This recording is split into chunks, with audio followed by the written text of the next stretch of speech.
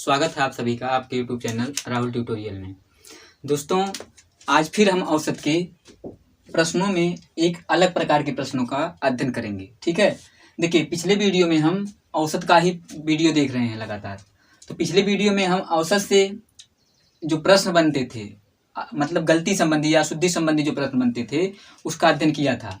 और इस वीडियो में हम औसत के ही एक नए प्रकार के प्रश्न का अध्ययन करेंगे। तो पहले से ही मैंने एक प्रश्न व्हाइट बोर्ड पर लिख रखा है। चलिए शुरू करते हैं। औसत पढ़ रहे हैं दोस्तों। प्रश्न हमारा है क्या, किसी कक्षा के 7 विद्यार्थियों का औसत प्राप्तांक 35 है। अगर प्रथम 4 विद्यार्थियों का औसत प्राप्तांक 40 है तथा अंतिम 4 विद्यार्थियों का औसत प्राप्तांक 37 हो तो 5वें विद्यार्थी के औसत प्राप्तांक की क्या करिए, गणना कीजिए। प्रश्न का प्रकार क्या है दोस्तों, इसमें कह रहा है कि कोई कक्षा है, उस कक्षा में कितने विद्यार्थी हैं, कुल 7 विद्यार्थी हैं और उन 7 विद्यार्थियों का औसत प्राप्तांक कितना है, 35 है। लेकिन दोस्तों अगर देखिए उस कोई कक्षा है और उस कक्षा में कितने विद्यार्थी हैं, 7 विद्यार्थी हैं। मैं बना दे रहा हूँ 1 2 3 4 5 6 7। अब इन 7 विद्यार्थियों का जो औसत प्राप्तांक है वह कितना है, 35 है। औसत प्राप्तांक कितना है, 35 है। लेकिन फिर क्या कह रहा है, कह रहा अगर प्रथम 4 विद्यार्थियों का औसत प्राप्तांक अर्थात इन चारों का औसत प्राप्तांक कितना हो, 40 हो। इनका औसत प्राप्तांक, प्रथम जो 4 विद्यार्थी हैं उनका औसत प्राप्तांक कितना है, 40 है। और अंतिम के 4, देखिए फिर क्या कह रहा है, अंतिम 4 विद्यार्थियों का अर्थात 1 2 3 4 अंत से लेंगे, अंत में 4 विद्यार्थियों का औसत प्राप्तांक कितना है, 37 है। कितना है दोस्तों, 37 है। तो कह रहा है क्या, 5वें विद्यार्थी का क्या करिए आप, औसत प्राप्तांक की गणना कीजिए। ठीक है, देखिए किस विद्यार्थी की कह रहा है, 5वें विद्यार्थी की। ठीक है, या आप क्या कर सकते हैं, देखिए यहाँ पर दे देगा चौथे विद्यार्थी की, यहाँ पर क्या दे देगा, चौथे विद्यार्थी के। देखिए 4वें विद्यार्थी के प्राप्तांक की क्या करिए, गणना कीजिए। अर्थात अब देखिए वह 5वां दोस्तों थोड़ा सा त्रुटि हो गया था, यहाँ पर मैं 4 लिख दिया हूँ।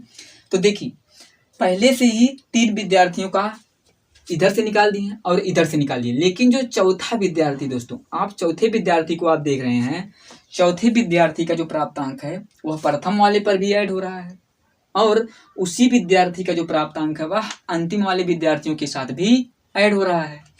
और हमें उसी विद्यार्थी का अर्थात चौथे ही विद्यार्थी का क्या बताना है, और प्राप्तांक को बताना है। चौथे विद्यार्थी का हमें प्राप्तांक बताना दोस्तों, औसत प्राप्तांक नहीं बताना है। तो कैसे निकालेंगे इस प्रश्न का उत्तर, देखिए सबसे पहले वह चीज आपको याद होना चाहिए। क्या मैंने आपको बताया था, औसत बराबर क्या होता है, औसत बराबर होता है पदों का योग, पदों का योग और बटे पदों की संख्या। यह मैंने हर एक वीडियो में यह सूत्र मैंने लिखा है, क्योंकि यही एक सूत्र है जिसकी सहायता से आप औसत के सभी प्रश्नों का क्या कर सकते हैं, हल ज्ञात कर सकते हैं। तो चलिए इसको निकालेंगे कैसे, इसके बारे में पहले आपको हम बताते हैं। तो देखिए कह क्या रहा है, कह रहा है किसी कक्षा के 7 विद्यार्थियों का औसत प्राप्तांक कितना है, 35 है। तो इन 7 विद्यार्थियों का हम क्या निकाल लेते हैं, 7 विद्यार्थियों के प्राप्तांकों का हम योग निकाल लेते हैं, प्राप्तांकों का योग निकाल लेते हैं। तो योग कैसे निकालेंगे, देखिए योग निकालने के लिए अब पदों का योग का मतलब अंकों का योग हो जाएगा। तो जब हम योग निकालते हैं तो योग बराबर क्या हो जाता है, योग यहीं रह जाएगा दोस्तों, और औसत में हम किससे गुणा कर देंगे, संख्या से गुणा कर देते हैं। अर्थात जितने उनके औसत प्राप्तांक हैं उसमें अगर विद्यार्थियों की संख्या से हम क्या कर देते हैं, गुणा कर देते हैं, तो हमें उन 7 विद्यार्थियों के प्राप्तांकों का योग पता चल जाएगा। चलिए योग निकालने के लिए क्या करते हैं, देखिए इनके औसत प्राप्तांक कितने थे, 35 थे और इनकी संख्या कितनी है, 7 विद्यार्थी हैं, तो दिया ही गया है। अब देखिए इसका हम मल्टीप्लाई करते हैं, 7 5 35 और हासिल आया 3। अब 7 3 21 और 21 3 कितना हो जाएगा दोस्तों, 24। देखिए 7 5 35 के 5 हासिल 3 आया और 7 3 21 और 21 3 24। अर्थात उन 7 विद्यार्थियों के कुल प्राप्तांक कितने थे, 245 थे। ठीक है, अब हम बात करते हैं क्या, प्रथम तीन विद्यार्थियों के प्राप्तांक का योग, प्रथम 3 विद्यार्थियों के प्राप्तांक का योग तो प्रथम 3 विद्यार्थियों के प्राप्तांक का योग क्या होगा? योग बराबर क्या होता है? औसत गुणे उनकी संख्या। तो विद्यार्थी कितने हैं? 3, और इनकी औसत कितनी थी? 40 थी। देखिए कह रहा है प्रथम 4 विद्यार्थियों का औसत प्राप्तांक कितना है? 40 है। तो इसमें हम कर देते हैं किससे? 40 से हुआ। तो आप जानते हैं 4 3 12 और एक शून्य बचा, उसको उतार देंगे। अर्थात प्रथम 3 विद्यार्थियों के कुल प्राप्तांक का योग कितना था? 320 था।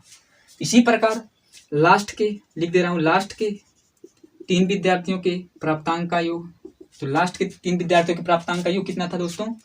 तो देखिए विद्यार्थी 3 ही है, लेकिन उनका लास्ट वाला जो औसत प्राप्तांक था कितना था? 37 था। तो अब हम मल्टीप्लाई करते हैं किससे? 3 गुणे 37। तो 3 सते 21, हासिल 2, 3 त्रिक 9 और 2 11। ठीक है। अच्छा अब देखिए यहाँ पर क्या दिया गया है?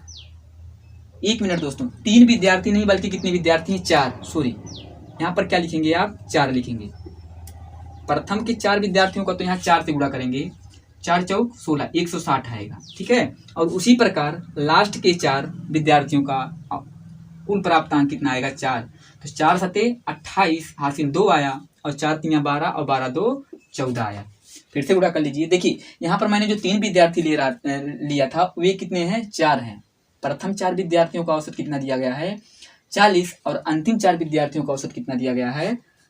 37 दिया गया है।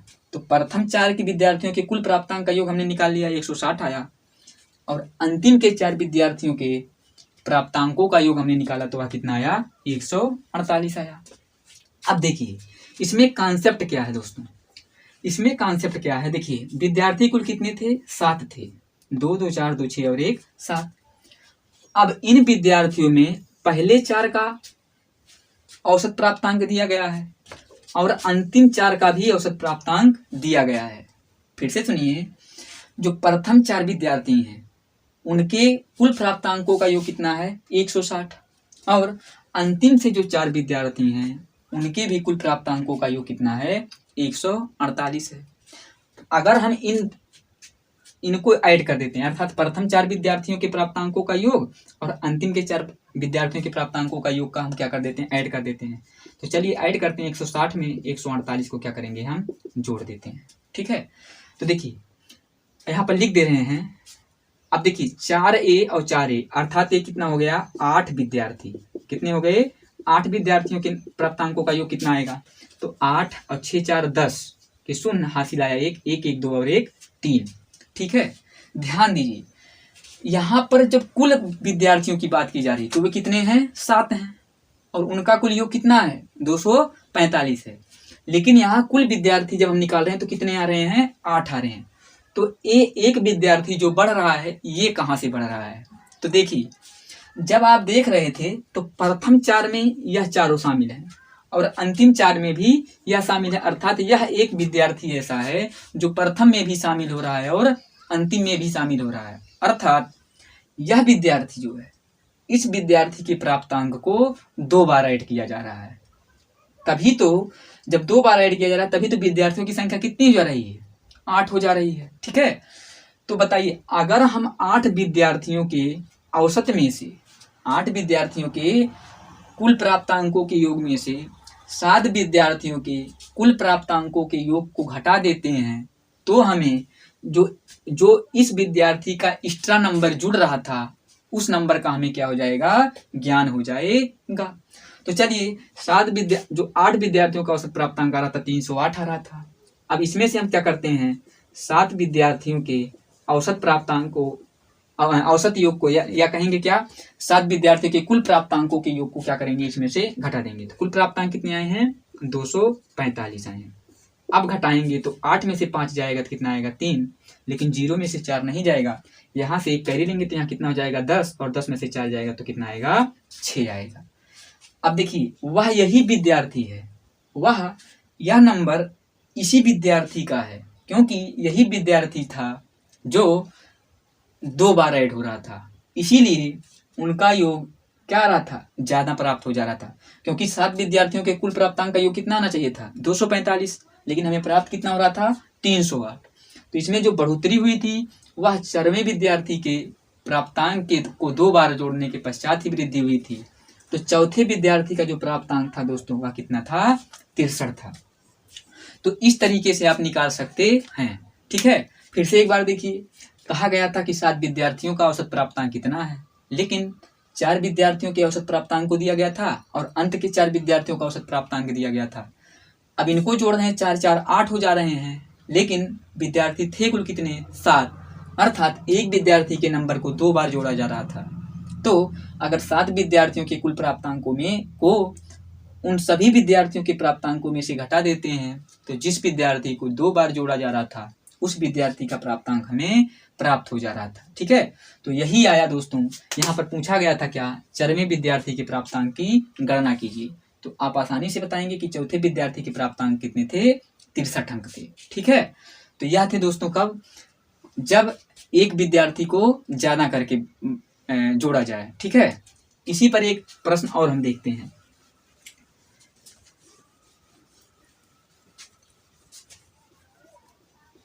चलिए प्रश्न को ऐसे हम बने रहने देते हैं। ठीक है, कह दिया जाए कि किसी कक्षा के, ऐसे कह दिया जाए कि किसी कक्षा के 13 विद्यार्थियों का औसत प्राप्तांक 20 है। 13 विद्यार्थियों के औसत प्राप्तांक कितने हैं, 20 हैं। अगर प्रथम 6 विद्यार्थियों का औसत प्राप्तांक 15 हो तथा अंतिम 6 विद्यार्थियों का औसत प्राप्तांक 17 हो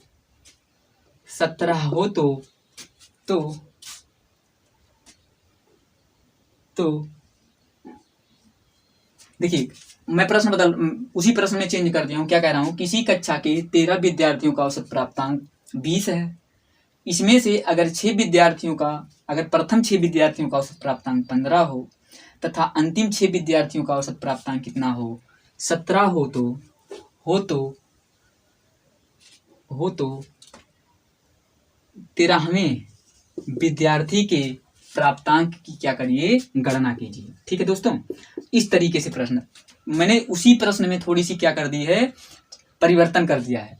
तो इस प्रकार के प्रश्न को आप कैसे लगाएंगे, तरीका हमारा वही रहेगा दोस्तों। देखिए, उसमें विद्यार्थियों की संख्या ज्यादा आ जा रही थी, लेकिन इसमें विद्यार्थियों की संख्या क्या कर रहा है, कम कर दे रहा है। कैसे कर रहा है, कह रहा कोई कक्षा है, उसमें 13 विद्यार्थी हैं और उनका कुल औसत प्राप्तांक कितना है, 20 है।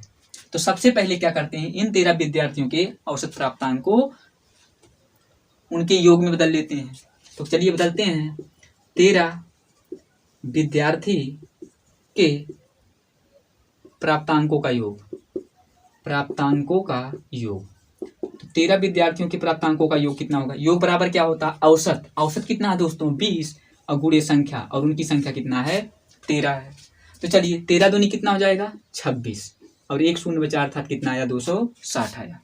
अर्थात वे जो 13 विद्यार्थी थे उनके कुल प्राप्तांकों का योग कितना आया है, 260 आया है।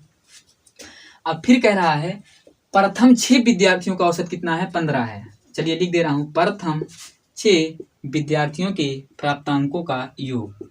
तो आप प्रथम 6 विद्यार्थियों के प्राप्तांकों का योग निकाल रहे हैं, तो प्रथम 6 विद्यार्थियों के औसत में 6 से हम मल्टीप्लाई करेंगे तो उनके कुल प्राप्तांकों का योग हमें पता चल जाएगा। तो चलिए 6 गुणे क्या कर देते हैं, 15, क्योंकि प्रथम 6 विद्यार्थियों के औसत प्राप्तांक कितने थे, 15 थे। तो योग बराबर क्या होता है, औसत गुणे उनकी संख्या। तो 15 छक्का कितना होता है दोस्तों, 90। ठीक इसी प्रकार क्या करते हैं, अंतिम 6 विद्यार्थी के प्राप्तांकों का योग निकालेंगे।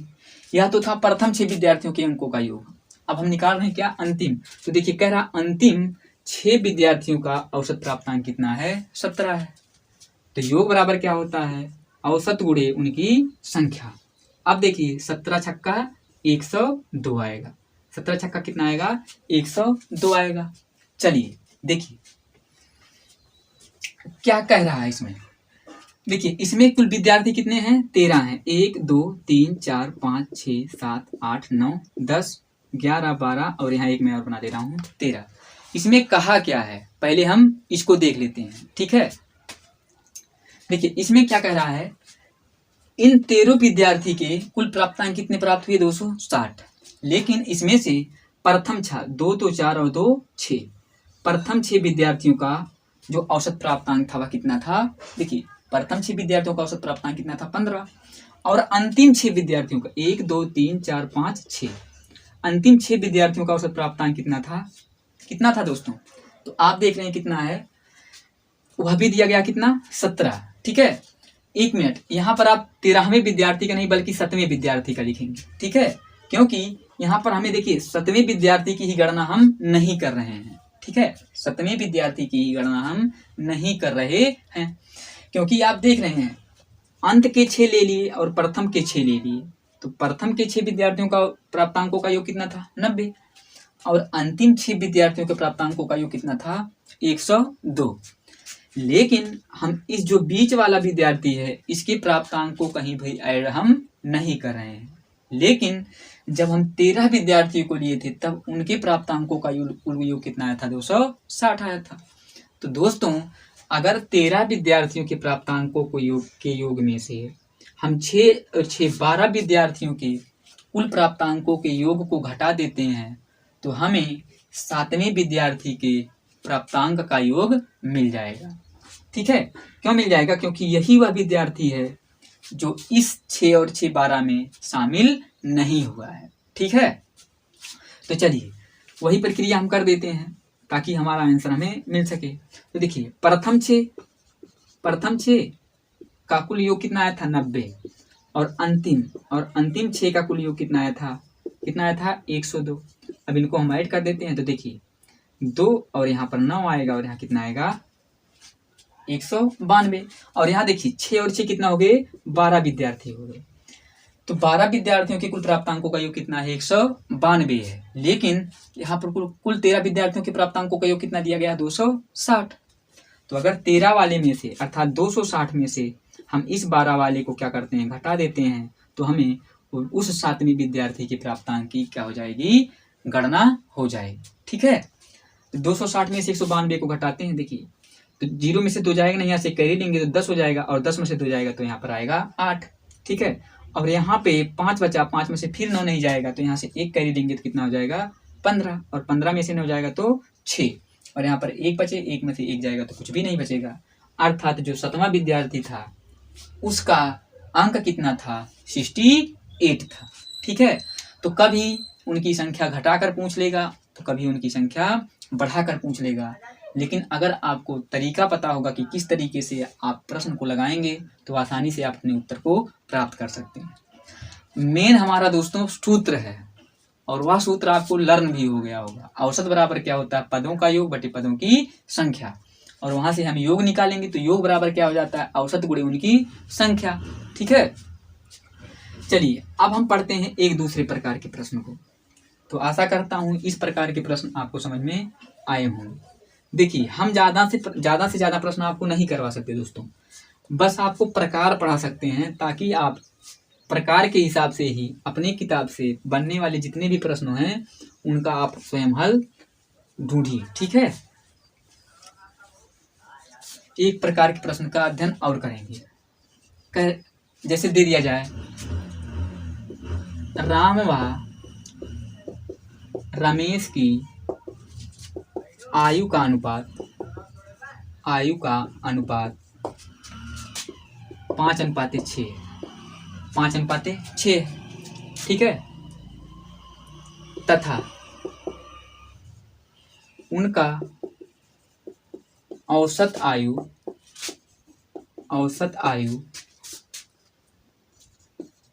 99 है, तो रमेश के आयु की गणना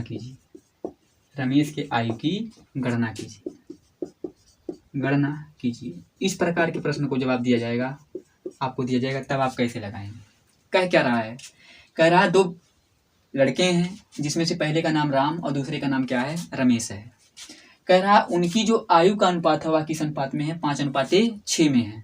ठीक है, और उनका औसत आयु कितना है 99 है। ठीक है, तो उनका अनुपात और उनकी औसत आयु दे करके ही आपसे रमेश की क्या पूछ लिया है आयु पूछ लिया है। ठीक है, तो देखिए उनका अनुपात कितना है, अनुपात आपको दिया है कितना 5:6। ठीक है, तो देखिए अगर हमें राम और रमेश के आयु का योग पता हो जाए तो अनुपातिक योग के सहारे हम राम और रमेश के अलग अलग आयु की गणना कर सकते हैं। तो हमें चाहिए क्या दोस्तों, हमें चाहिए राम और रमेश की आयु का योग। तो चलिए हम निकाल लेते हैं राम व रमेश की आयु का योग, राम और रमेश की आयु का योग। तो कैसे निकालेंगे आप योग? देखिए, राम और रमेश कितने बच्चे हैं? 2 बच्चे हैं। राम है और रमेश है, 2 ही हैं। और देखिए यहाँ पर प्रश्न में छिपाया भी गया है। क्या छिपाया गया है? उनकी संख्या। लेकिन आपको इतना ज्ञान होना चाहिए कि राम और रमेश मिलकर 2 ही व्यक्ति होंगे। और जब 2 व्यक्ति हैं और उनकी औसत आयु कितना दिया गया है? 99 दिया गया है। तो आप उनका योग निकाल सकते हैं कि नहीं निकाल सकते हैं? बिल्कुल निकाल सकते हैं। योग बराबर क्या होगा? औसत गुणे पदों की संख्या। तो इनका औसत कितना दोस्तों? 99। और इनकी संख्या कितना है? 2 है। इनकी संख्या कितना है? 2 है। चलिए, तो 99 में 2 से गुणा करते, देखिए 2 9 18 हासिल आया, 1 2 9 18 और 1 19। ठीक है, अर्थात राम और रमेश की कुल आयु का योग कितना है? 198 है। अब 198 को हम 5:6 के अनुपात में क्या करते हैं? डिवाइड कर देते हैं। ठीक है, तो चलिए अब देखिए इस अनुपात में हम क्या जोड़ देते हैं? यक्स जोड़ देते हैं। मान लीजिए राम की आयु कितना है? 5x और श्याम की आयु कितना है? 6x। सिर्फ मान रहे हैं, अभी आप शीघ्र लगा लेंगे प्रश्न। माना इसमें x को ऐड करके हम कह रहे हैं राम की आयु 5x है और रमेश की आयु कितना है? 6x है। तो बताइए 5x और 6x आयु मिल करके कितना है? 198 है। अर्थात देखिए जब राम और रमेश की आयु को हम जोड़ रहे हैं तो उनकी कुल आयु का योग कितना है? 198 है। अब 5 और 6 जोड़ेंगे तो कितना हो जाएगा? 11x और 11x बराबर कितना हो जाएगा? 198। ठीक है, तो x बराबर क्या हो जाएगा दोस्तों? 198/11। अब डिवाइड कर देते कि 11 के 11, तो 8 बचा। यहाँ पर हो जाएगा 8 मिलकर 88 हो जाएंगे और 11 8 88। अर्थात x का मान आपको कितना प्राप्त हुआ? 18 प्राप्त हुआ। अगर हमें x का मान 18 प्राप्त हुआ तो देखिए 5x में अब 5 किसका अनुपात था? राम का। 5 किसका अनुपात था? राम का। और इसमें हम x को इंक्लूड किए थे। अब x की जगह पर हम क्या रख देंगे? 18। अर्थात 18 पंचे कितना हो जाएगा? देखिए राम की आयु निकाल लेते हैं। राम की आयु हम दोनों निकाल लेते हैं। वैसे यहाँ पर पूछा गया किसकी? रमेश की। तो राम की आयु कितना था? 5x। तो 5 गुणे 18 करते हैं तो कितना प्राप्त होता है? 90। 18 पंचे 90। ठीक इसी प्रकार क्या निकाल लेते हैं हम? रमेश की आयु। तो रमेश की आयु कितना था? 6x। अब 6 में 18 से गुणा करते हैं तो 18 छक्का 108। अर्थात राम की आयु प्राप्त हुआ 90 वर्ष, जबकि रमेश की आयु प्राप्त हुआ कितना? 180 वर्ष। लगाएं कैसे? एक बार फिर से देखिए। राम और रमेश की आयु का अनुपात हमें दिया गया है और उनका औसत आयु भी दिया गया है। यहाँ पर एक चीज छुपा है कि उनकी संख्या कितनी है। लेकिन राम और रमेश को जब आप पढ़ रहे हैं तो राम और रमेश मिलकर के 2 ही व्यक्ति होंगे। अर्थात अनुपातिक योग से हम उनकी अलग अलग आयु ज्ञात कर सकते हैं अगर हमें पता हो जाए क्या? उनकी आयु का कुल योग। तो उनकी आयु का कुल योग निकालने के लिए औसत गुणे उनकी संख्या से क्या करते हैं? गुणा कर देते हैं, तो आपको प्राप्त होता है 198। तो इनका अनुपातिक योग कितना है? देखिए 6 5 11। इनका अनुपातिक योग 6 5 11 है और 11 198 के बराबर है। अनुपात 1 का मान कितना हो जाएगा? आपको 18 प्राप्त होगा। या हम x को इंक्लूड करके माना उनकी राम की आयु 5x और रमेश की आयु 6x है। तो 5x और 6x मिलकर कितना हो जाएंगे? 11x और 11x बराबर किसके है? 198 के। यहाँ से हम x की वैल्यू निकाल करके वहां पर x की वैल्यू पुट कर देते हैं और आसानी से राम और रमेश की आयु का पता कर सकते हैं। चलिए एक प्रश्न और देखते हैं।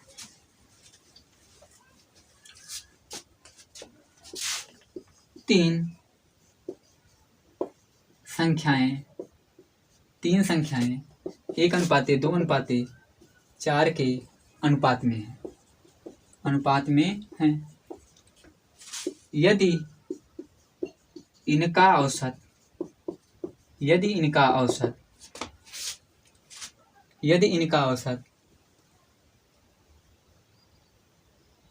49 हो, यदि इनका औसत कितना हो 49 हो, तो दूसरी संख्या बताइए, ठीक है। 3 संख्याएं दोस्तों, वे 1:2:4 के अनुपात में हैं और उनका औसत कितना दिया गया है 49 दिया गया है। तो आपसे दूसरी संख्या पूछा, अर्थात ये वाली संख्या का मान पूछा है। प्रोसेस वही है, अगर हमें इनका क्या पता चल, इन तीनों संख्याओं का योग मिल जाए तो हम आसानी से अनुपातिक योग के सहारे उसका आंसर दे सकेंगे। तो तीनों संख्याओं का योग निकाल लेते हैं। तीनों संख्याओं का योग निकालने के लिए क्या करते हैं, औसत अगुणे संख्या। तो औसत कितना है दोस्तों इनका 49 है, और इनकी संख्या कितनी है, संख्या 1 2 3। देखिए 3 संख्याएं पहले ही दे दिया गया है, तो 49 में 3 से हम क्या करते हैं, गुणा कर देते हैं। तो 9 त्रिक 27, हासिल आया 2, 3 चौक 12, 12 और 2 14। तीनों संख्याओं का योग कितना आया 147। चलिए अब इनका अनुपातिक योग कितना है, देखिए इसके साथ हम x को इंक्लूड कर लेते हैं। तो चलिए 1 में x से गुणा करेंगे तो जानते हैं x + 2x और +4x, ये आपस में जुड़ करके कितना हो रहे हैं 147 हो रहे हैं। इतना तो आपको आता ही होगा दोस्तों। वैसे हम आपको अनुपात और समानुपात जब अध्याय पढ़ाएंगे तो आपको बेहतर समझ में आएगा। अनुपातिक योग चाहे आप ऐसे कर सकते हैं, देखिए 4 2 6 1 7, 7 अनुपात बराबर है 147 के, तो 1 अनुपात का मान निकालेंगे, उसके बाद उसमें मल्टीप्लाई कर देंगे। तो चलिए देखिए x इसमें क्या कर लिए, कॉमन ले लिए, तो 1x 2x और 4x ऐड करेंगे। देखिए 4 2 6 और 1 7x, 7x बराबर किसके हो जाएगा 147 के। तो x बराबर क्या हो जाएगा दोस्तों 147/7। अब देखिए 7 दूनी 14 और 7 1 7, x का मान आपको क्या प्राप्त हो गया 21।